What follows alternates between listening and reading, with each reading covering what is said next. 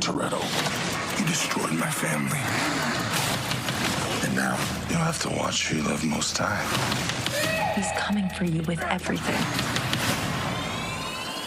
What's the plan, Dom? I'm not sure anymore.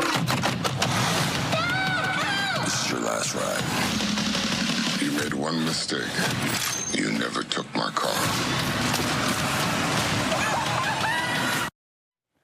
All right, the wait is over for Fast and Furious fans. Fast 10 is in theaters today. This morning, Kevin's here with a preview and where it ranks in the franchise. This is the 10th one. And good morning to y'all. The irony of me reviewing a Fast and Furious right now after what just happened to me is insane. I'm lucky to be sitting here right now in terms of like timing. It just took me 2.5 hours to get here. And I live out near Dulles. There was, I guess, some type of accident or incident on 495 at exit 39 where River Road is, which is the exit that I take to get here. And I was literally in my car for 2.5 hours going 0 miles per hour for a lot of it, and then 3 or 4 miles per hour for the other part of it. So you were not fast or furious. You were furious. I was furious, but not fast. Yeah, exactly. So, yeah. But I mean, I literally walked in the door about 14 minutes ago, so good to see you guys.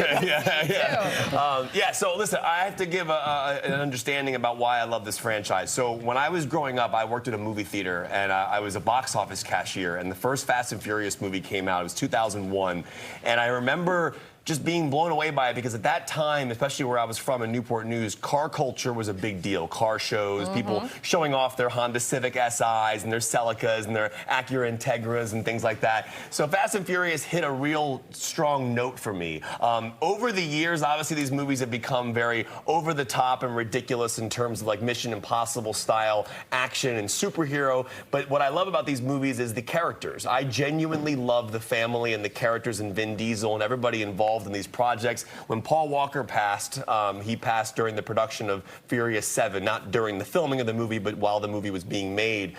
His two brothers had to step in and actually finish that movie for him. And now this movie kind of brings back that Paul Walker character in a sense of his storyline and what that means to the Fast and Furious films. If you're not a fan of these movies, you know, the 10th movie probably won't be something that you're interested in, but if you love these movies, which a lot of people do, they've made billions and billions of dollars in this franchise. That's why they keep making them, because people love them. I saw it last night. I paid $20 to see it last night in Dolby at Tyson's AMC, and the theater was packed. Everyone was having a great time. I had a smile on my face the entire time.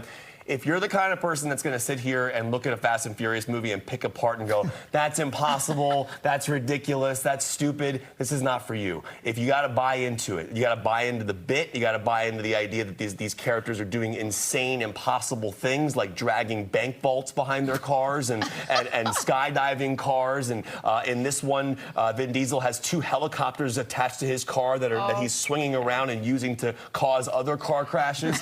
So you have to be able to buy into the ridiculous nature of it. That being said, this one of my favorites. For clarification, 5 and 7 are my 2 favorite Fast and Furious movies. 5 was the introduction of The Rock, and then this movie ties into 5. 7 was the one that had the brilliant ending where they switched off Paul Walker and Vin Diesel, and they split off as they drove away. It was a really beautiful way to kind of celebrate what he meant to the franchise. This one goes right after number 1 for me. So I would go 5, 7, 1, and then 10. This one brings back a lot of the old school Fast and Furious racing. Jason Momoa, he is the reason this movie is awesome. It is an unhinged, over-the-top, ridiculous, funny, menacing character. He's probably the best villain I've seen in the franchise so far. This cast is stacked. Charlize Theron, Jason Statham, Vin Diesel, Brie Larson, Jason Momoa, as I mentioned, Tyrese, Ludacris. I love their chemistry together. To me, this is what you pay to go to the movies for. This is what I love going to movies to see. So, in all honesty, this is one of my favorite action movies I've seen in a long time. Again, if you don't like Fast and Furious and you go see this, you will probably not like this movie. But for me, it worked. It fired on all cylinders, no pun intended. It was just really fun to watch. Vin Diesel was great, and it really is amazing. There's going to be 2 more of these. This one does have... 2 more? Yeah, 2 more. So they're going to end on 12. I will tell you this, and this is going to be a tease. If you are a Fast and Furious fan, there is a mid-credit scene in this movie that is going to flip you out. Like, I'm talking about one of the biggest character reveals I've seen in a long time. So I was very excited about it. Let us know your thoughts. #GoodDayDC. In terms of ranking, I would go 5 and 7, then I would have 1, then I would have 10, and then I would fill in the rest.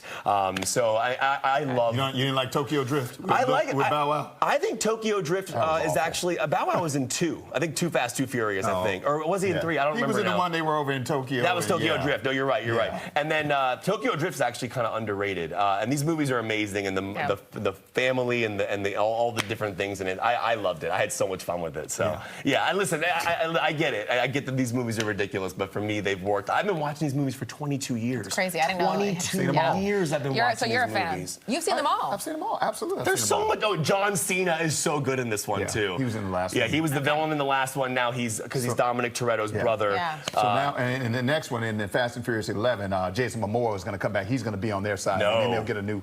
Momoa is great in this. Well, I'm going to stop Holly. talking so much because I'm done contributing to the segment. Holly, I'm going to send it over to you.